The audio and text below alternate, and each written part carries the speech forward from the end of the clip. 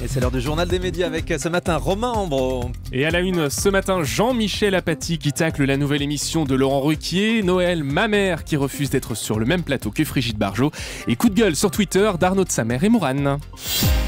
Et on commence avec France 2 qui a officiellement dévoilé le concept de l'émission Pour tous, la nouvelle émission de Laurent Ruquier vendredi. Et suite à cette annonce, le journaliste Jean-Michel Apathy a taclé Laurent Ruquier. Oui, on ne sait pas trop ce qui lui a pris à Jean-Mimi, peut-être des escargots ou la dinde pas fraîche. Toujours est-il il s'est lâché sur Twitter. Je vous lis son message.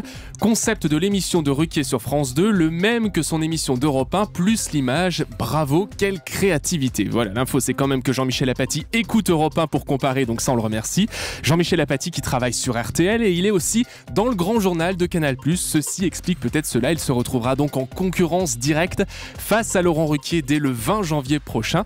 Laurent Ruquier qui a tenu à lui répondre sur Twitter, un tweet court et cinglant. Être attaqué par l'homme qui a soutenu Cahuzac est un plaisir de fin gourmet. Fin de citation. Signé Laurent Ruquier. Toujours à propos du grand journal, Noël Mamère a refusé d'être sur le même plateau que Brigitte Bardot vendredi. Oui, plateau spécial Mariage pour tous dans le grand journal. 6 mois après le passage de la loi, Antoine Decaune avait convié Noël Mamère, les deux premiers mariés gays de Montpellier, et Brigitte Bardot, une présence pas vraiment souhaitée par Noël Mamère qui aurait expressément demandé de ne pas la croiser, comme l'a révélé le site du Nouvel Obs. L'équipe de l'émission a donc accepté et le politique a quitté le plateau lors de son arrivée. On a beaucoup parlé de quenelle tout ce week-end dans les médias. On l'a encore entendu ce matin sur Europe 1. Le président François Hollande s'est même exprimé sur le sujet. Et Arnaud de Samer a fait part, lui aussi, de sa colère. Oui, très agacé par une photo qui est ressortie sur Internet ce week-end. Une photo où on le voit avec un anonyme faire ce geste de la quenelle, sauf qu'elle date de plusieurs années. Il a donc publié ce message hier pour prendre de la distance par rapport à la polémique actuelle. Je cite « Un connard, pas d'autre mot, m'a fait poser il y a 2 ou 3 ans avec le geste de la quenelle en faisant passer ça pour une private joke. La photo ressort aujourd'hui et je m'excuse auprès de ceux que ça choque. Je n'avais bien sûr aucune idée de la portée de ce geste à l'époque. » Fin de citation.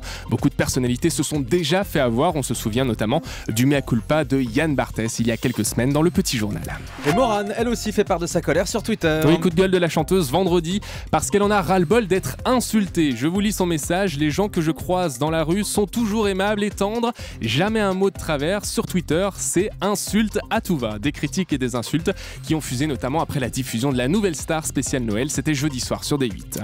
L'émission Rendez-vous en Terre Inconnue sera de retour au mois de janvier. Voilà, un rendez-vous positif et sans coup de gueule. France 2 a effectivement annoncé la prochaine diffusion de l'émission de Frédéric Lopez avec Mélissa Thuriot qui rendra visite au peuple Maasai en Tanzanie. La journaliste qui a quelque peu hésité avant d'accepter l'émission, comme elle nous l'explique au micro d'Europe 1. Il faut oser y aller en effet et accepter d'être filmé comme ça tous les jours. Et en même temps, la tentation était trop grande de pouvoir vivre ça une fois dans ma vie. Et on vit qu'une fois. Donc ce que peuvent penser les gens ou l'image qu'on peut avoir, ça n'a pas beaucoup d'importance. Moi j'avais envie de vivre ça. Évidemment sans caméra ce serait extraordinaire, mais ça n'existe pas. Donc malgré tout, je pense que ça vaut le coup et en tout cas je reviens avec ces réponses-là, quoi. J'en suis convaincue.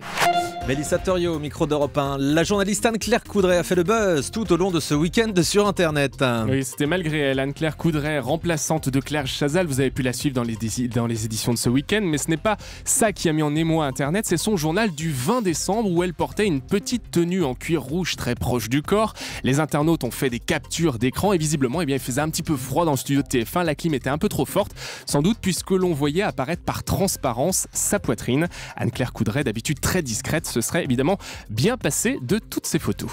TF1 confirme ne pas vouloir du retour du maillon faible. Interview de Fabrice Bailly, le directeur des programmes de la Une sur le site de TV Mag. Il confirme que TF1 effectivement n'envisage pas un retour de l'émission avec Laurence Boccolini. Le maillon faible devrait donc faire son retour sur une autre chaîne.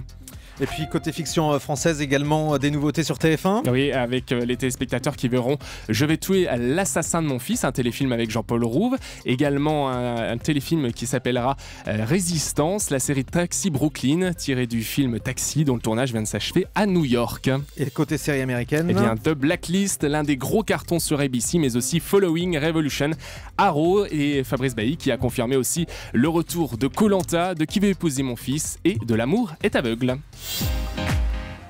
Allez, Romain, on termine avec le chiffre du jour. Le chiffre du jour, c'est 99, Thomas. TF1 qui s'adjuge 99 des 100 meilleures audiences de l'année, un joli palmarès comme le rappelle le site Les Échos. C'est le meilleur classement depuis 2005. Carton notamment grâce aux séries étrangères très présentes sur la une, mais aussi grâce aux Enfoirés. La boîte à musique des Enfoirés diffusée, c'était le 15 mars. 13 600 000 téléspectateurs, c'est la meilleure audience toute chaîne confondue.